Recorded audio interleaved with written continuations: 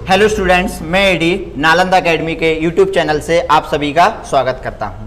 दोस्तों, नालंदा एकेडमी एक test series लेकर चल रही है जो मैथ पेडागोजी की हम बात करेंगे। आज दोस्तों हमारी जो मैथ पेडागोजी है उसकी आज मैं आपके लिए सेकंड टेस्ट सीरीज लेकर आया हूं। इससे पहले दोस्तों हमने एक टेस्ट सीरीज कंप्लीट कर ली है, यानी सेट पेपर 1 हमने कंप्लीट कर लिया है। दोस्तों हम इसमें आपको 20 क्वेश्चन लेकर आए हैं। हमारा उद्देश्य इन आपको 20 क्वेश्चन कराने का ये है कि हम केवल उस एग्जाम पैटर्न को समझ सकें, हम उसकी रणनीति को समझ सकें, हम उस लेवल को समझ सकें कि हमें किस लेवल से हमें तैयारी करनी है।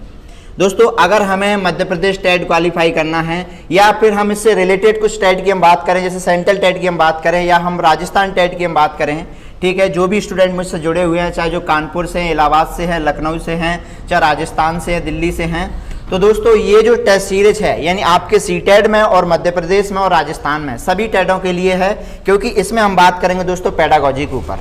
तो पेडागोजी में जितने भी क्वेश्चन बनते हैं मैथ से रिलेटेड, हम सारे क्वेश्चनों को हम कंप्लीट करेंगे, एक एक क्वेश्चन के ऊपर हम बात करेंगे, सारी चीज़ों को हम समझेंगे। तो पहले दोस्तों शुरुआत करते हैं, ठीक है दोस्तों। तो नालंदा एकेडमी को अगर आपको आगे की वीडियो हमें आपको चाहिए, यदि हमारी आगे की वीडियो अगर आपको चाहिए तो उसके लिए दोस्तों आप हमारे चैनल को सब्सक्राइब करिए, ताकि जो भी हमारी वीडियो आए, ठीक है, उसका नोटिफिकेशन आपको दोस्तों तुरंत प्राप्त हो जाए। तो दोस्तों आगे बढ़ने से पहले वीडियो को लाइक करिए और हमारे चैनल को सब्सक्राइब करिए। चलिए दोस्तों सीधे क्वेश्चन पर आते हैं। अच्छा दोस्तों, मैं आपके लिए एक क्वेश्चन लेकर आया हूं। ये क्वेश्चन आपके लिए है, आपको इसका आंसर देना रहेगा। हमारे कमेंट बॉक्स में आपको इसका आंसर देना रहेगा। इसका आंसर मैं आपको अगली जो हमारी वीडियो आएगी, यानी कि जो सेट पेपर हमारा 3 आएगा, उसमें इसका आंसर मैं आपको बताऊंगा। तो दोस्तों इस क्वेश्चन का आंसर आपको देना रहेगा। क्वेश्चन आपके सामने है। ये क्वेश्चन दोस्तों आपके लिए एक होमवर्क है, ठीक है। इससे पता चलेगा कि आपका स्तर कितना है, ठीक है, आपका लेवल क्या है, आपकी तैयारी कैसी है, तो वो चीज़ें भी आपको सब पता चलेगी। तो दोस्तों ज़्यादा से ज़्यादा आप इसका आंसर हमारे कमेंट बॉक्स में बताइएगा। क्वेश्चन आपके सामने है दोस्तों, एक बार मैं रीड कर देता हूं कि गणित के नियम व निष्कर्ष, दोस्तों गणित के नियम व निष्कर्ष कैसे होते हैं। दोस्तों क्वेश्चन ये कह रहा है कि गणित के जो नियम हैं और जो निष्कर्ष हैं वो कैसे होते हैं। आपके सामने 4 ऑप्शन हैं। इन 4 ऑप्शनों को आप में से एक ऑप्शन हमारे कमेंट बॉक्स में बताना पड़ेगा। चलिए, पहला ऑप्शन है दोस्तों वस्तुनिष्ठ, दूसरा है सार्वभौमिक, ठीक है, और दोस्तों तीसरा है वस्तुनिष्ठ व सार्वभौमिक, और चौथा ऑप्शन है दोस्तों इनमें से कोई नहीं। तो दोस्तों इसका आंसर आप हमारे कमेंट बॉक्स में बताइएगा, ठीक है दोस्तों, और ज़्यादा से ज़्यादा वीडियो को शेयर करिएगा अपने जो भी फ्रेंड हैं, ठीक है। तो चलिए दोस्तों आज के पहले क्वेश्चन पर चलते हैं। तो आपके सामने पहला क्वेश्चन है।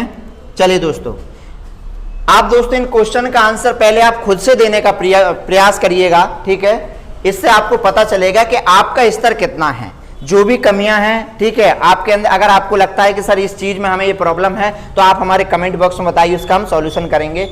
तो चलिए दोस्तों पहले क्वेश्चन पर आते हैं। पहले आप इसको रीड करिए। दोस्तों पहला क्वेश्चन है हमारा, माध्यमिक स्तर पर अंकगणित शिक्षण विधि है, यानी कि माध्यमिक स्तर पर बात कर रहा है दोस्तों। माध्यमिक स्तर पर अंकगणित शिक्षण की कौन सी विधि है। तो आपके सामने ये मेथड लिखी गई हैं, तो कौन सी विधि है माध्यमिक स्तर पर।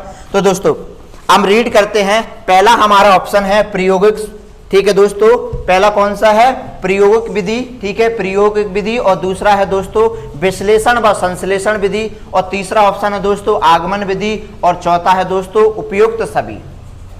अब दोस्तों क्वेश्चन ये पूछ रहा है कि माध्यमिक, यानी कि हम बात करें दोस्तों माध्यमिक स्तर पर कौन सा सही है। देखिए प्रयोगिक विधि, दूसरा है विश्लेषण व संश्लेषण विधि, और तीसरा है दोस्तों आगमन विधि, और चौथा है आगमन निगमन विधि, और चौथा है कि ये सभी। लेकिन दोस्तों अगर हम बात करते हैं प्राथमिक स्तर की, हम बात करते हैं, तो दोस्तों अगर प्राथमिक स्तर की बात करते तो हम आगमन विधि हमारे लिए बिल्कुल ही सही होती, लेकिन ये बात कर रहा है माध्यमिक स्तर की। तो यहां पर दोस्तों इसका राइट आंसर होगा प्रयोगिक विधि, ठीक है। तो यानी कि पहले क्वेश्चन का कौन सा ऑप्शन सही है दोस्तों, पहला ही सही है। चलिए दोस्तों नेक्स्ट क्वेश्चन पर आते हैं। आज का दोस्तों दूसरा क्वेश्चन है हमारा। दूसरा क्वेश्चन है दोस्तों आपके सामने, एक बार आप रीड करिए मेरे साथ। देखिए दोस्तों, हासिल या हाथ का लगा, अच्छे से रीड करना, हासिल का या हाथ का लगा संप्रत्यय को गणित में सर्वप्रथम देने वाला कौन थे। ठीक है, हासिल की हम बात करते हैं दोस्तों, देने वाले कौन थे। आपके सामने 4 ऑप्शन है। पहला है भास्कर, दूसरा है ब्रह्मगुप्त, तीसरा है दोस्तों आर्यभट्ट और चौथा है श्रीधर।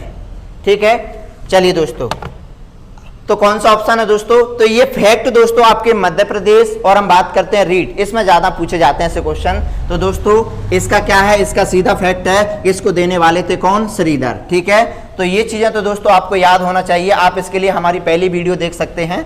चलिए दोस्तों, क्या है इसका राइट आंसर, यानी दूसरे का चौथा आंसर क्या होगा दोस्तों?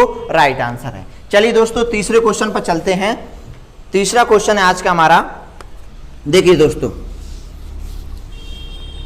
छात्र वृत्त तथा गोले में तुलना करता है। किसमें दोस्तों? छात्र क्या करता है? वृत्त तथा गोले में क्या करता है दोस्तों? तुलना करता है। यानी वृत्त तथा गोले में तुलना करता है, वो किस उद्देश्य की पूर्ति करता है, वह किस उद्देश्य की पूर्ति करता है। तो दोस्तों जब मैं आपको आगे पढ़ाऊंगा, ब्लूम टैक्सोनॉमी पढ़ाऊंगा, देखिए दोस्तों ब्लूम टैक्सोनॉमी आप पढ़ोगे तो वहां पर आप स्तर पढ़ोगे, यानी ब्लूम टैक्सोनॉमी ने, बीएस ब्लूम ने क्या बताए? सीखने के 6 स्तर बताए हैं। तो आपको जब मैं आपको 6 स्तर पढ़ाऊंगा, ठीक है, तो आपको वहां से आपको समझ देखिए, पहला होता है ज्ञान दोस्तों। ठीक है, इसका दोस्तों जो राइट आंसर है वो है अवबोध। क्या कर रहा है? देखिए अवबोध आंसर क्यों है? क्योंकि छात्र वृत्त और गोले में तुलना कर रहा है, तो तुलना कर रहा है तो उसको समझना पड़ेगा उस चीज को, क्योंकि दोनों को आपको उसको निकालना पड़ेगा, यानी दोनों का चीजें आपको निकालनी पड़ेगी, इसका क्षेत्रफल इसका क्षेत्रफल दोनों का निकालना पड़ेगा, यानी अंडरस्टैंडिंग होगी। तो दोस्तों इसका राइट आंसर होगा दूसरे का, यानी तीसरे का दूसरा आंसर बिल्कुल ही सही है, यानी तीसरे का बी ऑप्शन, अवबोधन यानी अंडरस्टैंडिंग। ठीक है दोस्तों, अगले क्वेश्चन पर आते हैं दोस्तों। अगला क्वेश्चन है हमारा, चौथे क्वेश्चन पर आते हैं।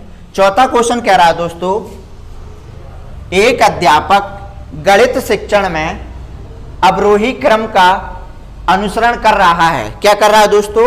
एक जो गणित का शिक्षक है, गणित का जो शिक्षक है वो क्या कर रहा है? अवरोही क्रम का अनुसरण कर रहा है। वो किस विधि से प्रेरित है?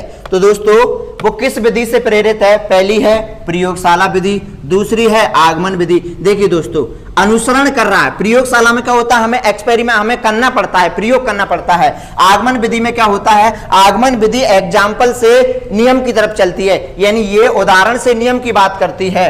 और संश्लेषण विधि में क्या होता है? हम सभी बिंदुओं को मिलाने की बात करते हैं। लेकिन निगमन विधि में क्या होता है? निगमन विधि नियम से उदाहरण की तरफ चलती है। तो अवरोही क्रम वो क्या कर रहा है? अनुसरण कर रहा है। तो दोस्तों इसका राइट आंसर होगा क्या? निगमन विधि, यानी कि चौथे का दोस्तों डी आंसर बिल्कुल ही सही है। चलिए दोस्तों, अब हम आप बात करते हैं दोस्तों, पांचवें क्वेश्चन पर आते हैं। दोस्तों पांचवा क्वेश्चन है, प्रयोगशाला विधि किस विधि का विस्तृत रूप है? प्रयोगशाला में क्या होता है दोस्तों? प्रयोगशाला में हमें क्या करना था? प्रयोग करना पड़ता है। अब देखिए, पहला है इकाई विधि, दूसरा है निगमन विधि। इकाई विधि तो यहीं कट गई दोस्तों, दूसरा निगमन विधि कट गई, क्योंकि निगमन विधि में तो क्या होता है? नियम से हमें उदाहरण की तरफ चलता है। देखिए, नी फॉर नियम, आ फॉर एग्जाम्पल। ठीक है, संश्लेषण विधि, संश्लेषण विधि में क्या होता है? हमें सभी बिंदुओं को एक पॉइंट पर हमें बात करनी पड़ती है, यानी संश्लेषण विधि। देखिए संश्लेषण विधि का मैं आपको यहां बता देता हूं, यह है दोस्तों संश्लेषण विधि। ठीक है, संश्लेषण विधि में क्या होता है? सभी बिंदुओं को मिलाकर हमें एक बिंदु पर होकर सोचना पड़ता है, यानी संश्लेषण मिलाने की बात करता है और विश्लेषण अलग करने की बात करता है। तो दोस्तों प्रयोगशाला विधि आगमन विधि पर किस पर निर्भर है? आगमन विधि पर। क्या है? इसका ही एक रूप है, यानी आगमन विधि। आप फॉर एग्जाम्पल, आगमन विधि में पहले हम उदाहरण देते हैं, बाद में हम नियम पर बात करते हैं। दोस्तों आगमन विधि छोटे बच्चों के लिए बहुत ही उपयोगी विधि है, क्योंकि यहाँ पर बच्चे को नियम नहीं बताया जाता, सीधा क्या होता है? पहले उदाहरण दिए जाते हैं और बच्चा स्वयं उन पर क्या होता है? उन नियमों पर पहुंचता है। चलिए दोस्तों अगले क्वेश्चन पर आते हैं। छठवां क्वेश्चन है दोस्तों हमारा। चलिए छठवां क्वेश्चन है, देखिए किसी खेल के क्षेत्रफल का, ठीक है, देखिए किसी खेल के क्षेत्रफल का ज्ञान कराने में सहायक विधि होगी। किसी खेल के क्षेत्रफल का ज्ञान कराने में कौन सी विधि होगी दोस्तों? देखिए आगमन विधि में तो बताया कि हम पहले बच्चों के सामने उदाहरण देंगे, ठीक है, बच्चों से करवाएंगे। ठीक है, निगमन विधि में हम उनके सामने सूत्र प्रस्तुत कर देंगे, और क्रिया विधि में क्या होगा? एक्टिव क्रिया करवाएंगे। लेकिन प्रदर्शन विधि, देखिए क्रिया विधि और प्रदर्शन विधि में बच्चों के सामने वो चीज प्रदर्शित करके बताएंगे हम। ठीक है, तो राइट आंसर क्या होगा दोस्तों? बच्चों के सामने आप क्या करोगे? जिस भी ग्राउंड में बच्चों को आप खेल खिला रहे हो, वहां क्या करवाओगे? इसका प्रयोग करवाओगे। तो दोस्तों छठवें का डी आंसर बिल्कुल ही सही है। चलिए दोस्तों 7वें क्वेश्चन पर आते हैं।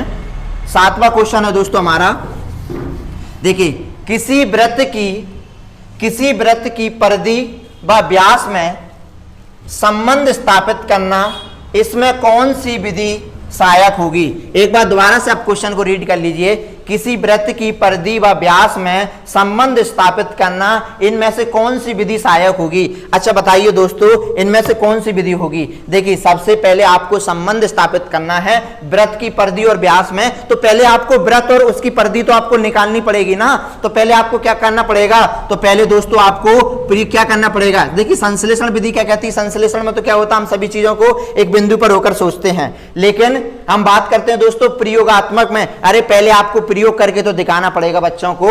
तो दूसरा आंसर क्या होगा दोस्तों, इसको बिल्कुल ही सही है, यानी पहले हमें क्या करना पड़ेगा, पहले हमें प्रयोग करना पड़ेगा, क्योंकि दोनों के हमें क्या, दोनों का क्षेत्रफल निकालना पड़ेगा, दोनों का प्रयोग, तब इसके बाद ही तो हम इसके बाद ही हम तो क्या कर पाएंगे दोस्तों, तुलना कर पाएंगे।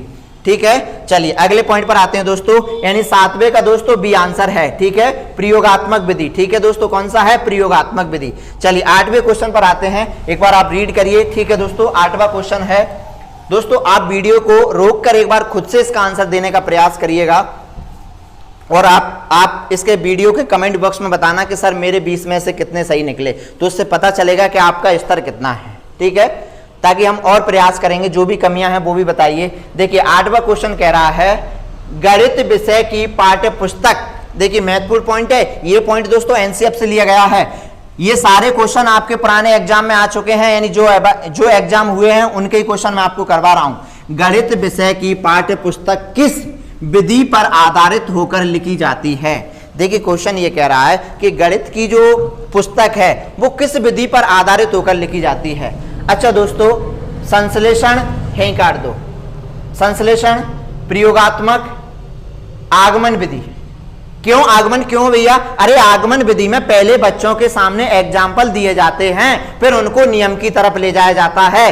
अगर बच्चों के सामने आप पहले नियम बताओगे तो नियम तो हमेशा रटे जाते हैं, और रटना तो क्या होगा, भूलना होगा। और हमारी एनसीईआरटी और हमारा एनसीएफ क्या कहता है कि हमें बच्चों को चीजें रटवानी नहीं है, हमें क्या करवाना है, बच्चों को स्वयं से लर्निंग बाय डूइंग करवानी है, यानी स्वयं से करके सिखाना है। तो किस पर, आगमन विधि पर। तो दोस्तों 8वें का आंसर क्या होगा, आगमन विधि पर। ठीक है, आप देखोगे, आप एनसीईआरटी की बुक उठाकर देखिएगा, उसमें क्या है, एग्जाम्पल दिए हैं, और एग्जाम्पल से बच्चों से नियम की तरफ ले जाया गया है, यानी 8वें का तीसरा आंसर बिल्कुल ही सही है।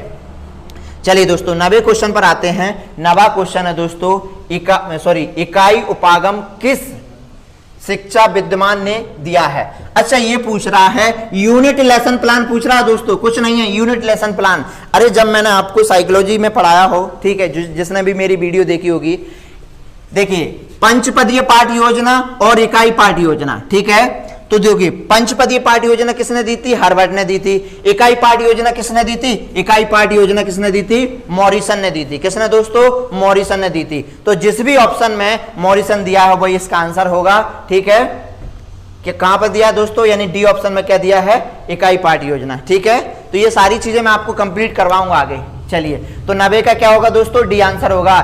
मॉरिसन ने इकाई पाठ योजना दी है, लेकिन इससे पहले पाठ योजना हार्वर्ड ने दी थी, कौन सी, पंचपदीय पाठ योजना। ठीक है, तो ध्यान रखना, पंचपदीय पाठ योजना हार्वर्ड ने दी थी, वो इससे पहले दी थी मॉरिसन से। ठीक है, तो मॉरिसन ने बाद में दी थी यूनिट प्लान। चलिए आगे आते हैं दोस्तों, 10वें क्वेश्चन पर आते हैं। अच्छा 10वां क्वेश्चन है दोस्तों हमारा, 10वां क्वेश्चन ये है कि जो नेत्रहीन विद्यार्थी के लिए ब्रेल लिपि का प्रयोग प्रतिपादित किसने किया था। आप पढ़ते हो ब्रेल लिपि का आविष्कार किसने किया है, सभी को पता है। चलिए पहला ऑप्शन है रॉबर्ट ब्रेल ने, ठीक है, फेडर ब्रेल ने, लुइस ब्रेल ने, और तीनों ही सही हैं। क्या बताइए, तीनों ही सही है? नहीं दोस्तों, लुइस ब्रेल ने इसका प्रयोग किया था। आप पढ़ते हो, लुइस ब्रेल नाम का एक बालक था, ठीक है, जो 3 साल की उम्र में ही किसी खिलौने से खेल रहा था और उसकी आंखें चली गईं, ठीक है, और उसी ने दोस्तों इस विधि का निर्माण किया, यानी अंधों को पढ़ाने के लिए उसी, यानी एक अंधे व्यक्ति ने क्या किया, इसका निर्माण किया। कौन थे वो? लुइस ब्रेल थे, जिन्होंने ब्रेल लिपि का निर्माण किया। तो दोस्तों ये क्वेश्चन कई बार पूछा जाता है, साइकोलॉजी में भी आपसे ये क्वेश्चन पूछा जाता है।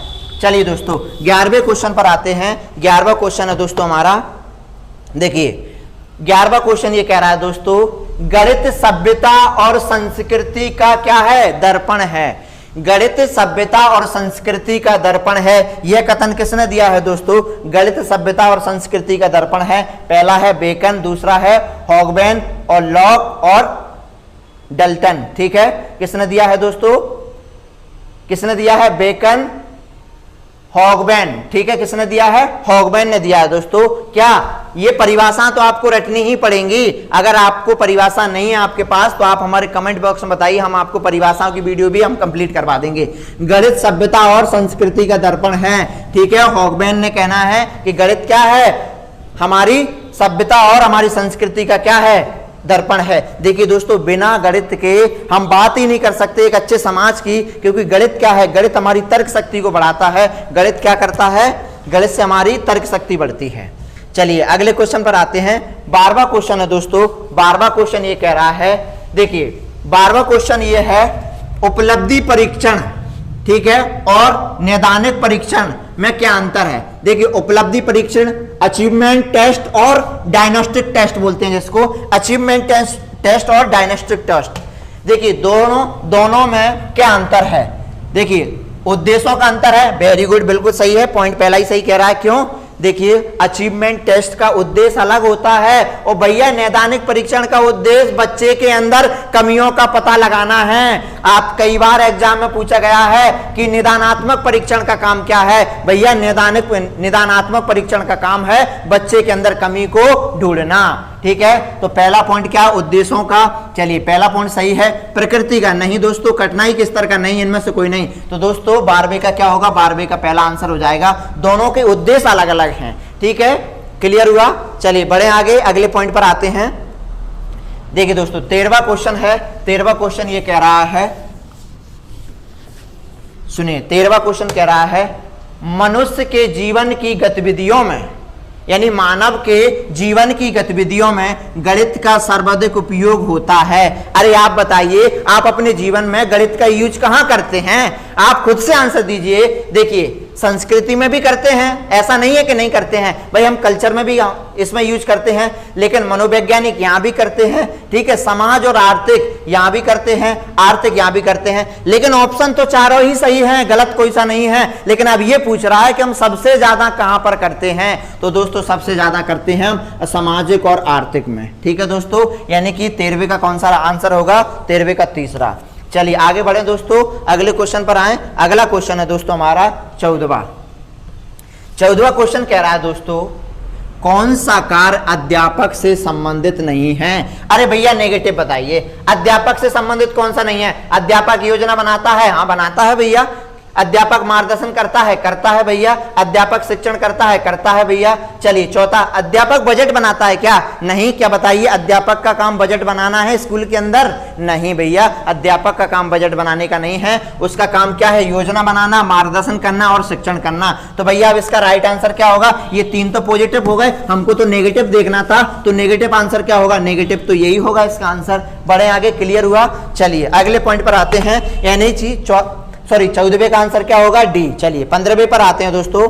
15वां क्वेश्चन है हमारा। 15वां क्वेश्चन कह रहा है, 15वां क्वेश्चन क्या कह रहा है? सर्वाधिक प्रभावशाली शिक्षण सामग्री है क्या है दोस्तों? बताइए।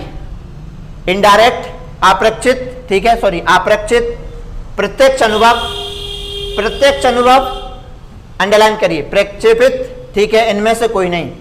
वैसे ही आप देखिए, बिना सोचे ही आंसर टिक कर देना, प्रत्यक्ष अनुभव। अरे भैया जब आप बच्चे को कोई भी चीज प्रत्यक्ष करवाओगे डायरेक्ट रूप से, तो लर्निंग कैसी होगी? अरे लर्निंग मीनिंगफुल होगी और लॉन्ग टाइम तक होगी। ठीक है, फॉर एग्जांपल के लिए आप बच्चों को बताना चाहते हैं लाल किले के बारे में, ठीक है, अब आपने किताबों में बता दिया और दूसरा आप बच्चे को लाल किले पर ही ले गए, तो बताइए दोनों में से क्या सही है? डायरेक्ट अनुभव है ना, प्रत्यक्ष अनुभव ज्यादा सही है ना? अरे प्रत्यक्ष अनुभव ज्यादा सही है। ठीक है, तो यानी 15वें का क्या होगा दोस्तों? 15वें का होगा बी ऑप्शन। चलिए अगले पॉइंट पर आते हैं। अगला पॉइंट है दोस्तों हमारा, यानी 16वें क्वेश्चन पर आते हैं। 16वां क्वेश्चन है दोस्तों हमारा, चलिए रीड करिए। 16वां क्वेश्चन है, गणित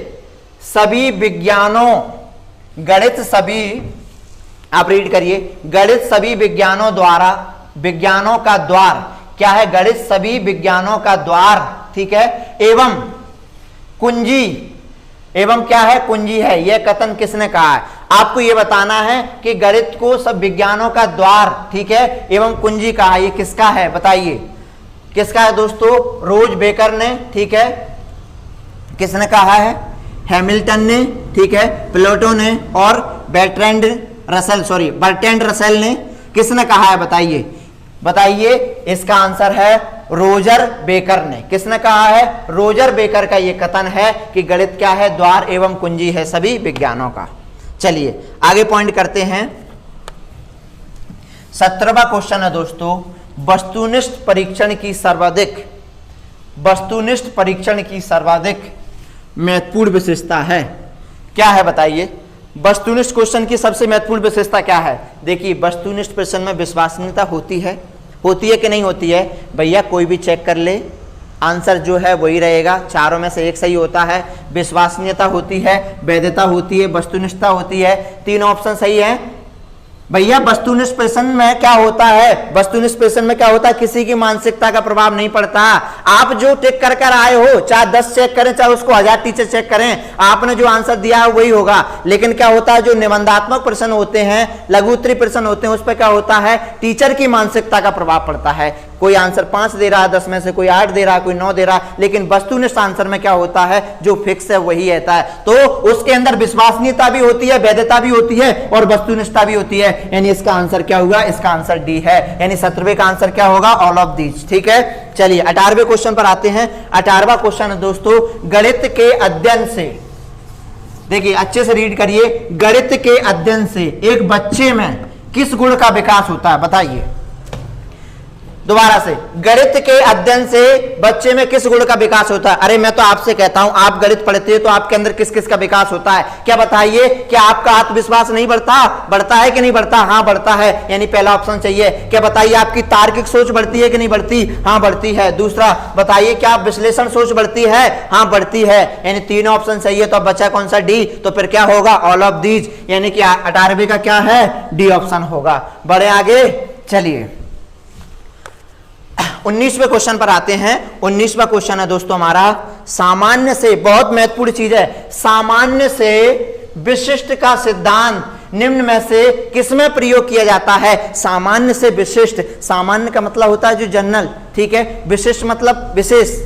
सुनिए, सामान्य मतलब सामान्य जहां शब्द आ जाए हम कहेंगे नियम, विशेष शब्द आ जाए हम कहेंगे उदाहरण। क्या होगा? नियम से उदाहरण। तो भैया आप बताइए किस विधि में चलते हैं नियम से उदाहरण की तरफ? बताइए, आगमन विधि में? नहीं दोस्तों, आगमन विधि में तो हम क्या चलते हैं? विषय, हम उदाहरण से हम कहां चलते हैं? उदाहरण से हम नियम की तरफ चलते हैं, ठीक है। निगमन विधि में बिल्कुल उल्टा होता है आगमन विधि का, यानी कि इसमें चलते हम दोस्तों नियम से उदाहरण की तरफ। यानी यहां पर यह सूत्र लगता है विशेष से सामान्य की तरफ, कहां पर लगता है? यानी उल्टा सूत्र लगता है आगमन में, ठीक है, और निगमन में सामान्य से विशेष। तो बताइए इसका आंसर क्या होगा? आगे बढ़ने की आवश्यकता ही नहीं है भैया, इसी का सूत्र है। यानी कि 19वां क्या हुआ दोस्तों? 19 का बी आंसर है। चलिए आगे बढ़े, आप बोलिए जल्दी से बढ़े आगे। चलिए अगला क्वेश्चन दोस्तों, लास्ट, आज का लास्ट क्वेश्चन है। लास्ट क्वेश्चन ये है दोस्तों, चलिए बताइए 20वां क्वेश्चन पहले आप रीड करिए अच्छे से।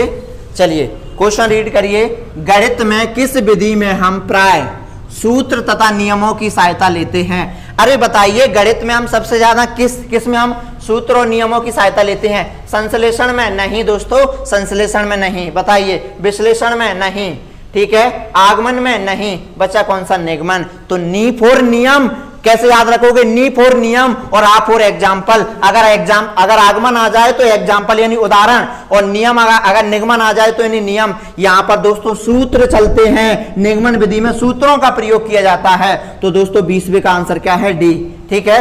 अब हम बात करते हैं दोस्तों अगले क्वेश्चन की। एक क्वेश्चन जो है, ठीक है, एक क्वेश्चन जो हमने पहली जो टेस्ट सीरीज आई थी उसमें हमने उसका आंसर गलत टिक कर लिया था, तो उसको हम सही कर लेते हैं। प्राथमिक स्तर पर गणित का महत्व है। प्राथमिक स्तर पर दोस्तों गणित का महत्व व्यवहारिक है, ठीक है। क्या है? व्यवहारिक है। तो दोस्तों आज के लिए इतना ही, ठीक है, इस वीडियो को आप अच्छे से कंप्लीट करिए। 20 क्वेश्चन में से दोस्तों अगर आपके 15 नंबर भी आते हैं तो आपका बहुत अच्छा स्तर है। ठीक है दोस्तों, तो अगली वीडियो मिलेंगे, अगली वीडियो में हम आपके लिए 30 क्वेश्चन लेकर आएंगे। और दोस्तों जुड़े रहिएगा, आप हमारे चैनल को सब्सक्राइब करिए और ज्यादा से ज्यादा हमारी वीडियो को शेयर करिए। ठीक है दोस्तों, तो आज के लिए इतना ही, धन्यवाद आप सभी का जुड़ने के लिए। ठीक है दोस्तों, बाय।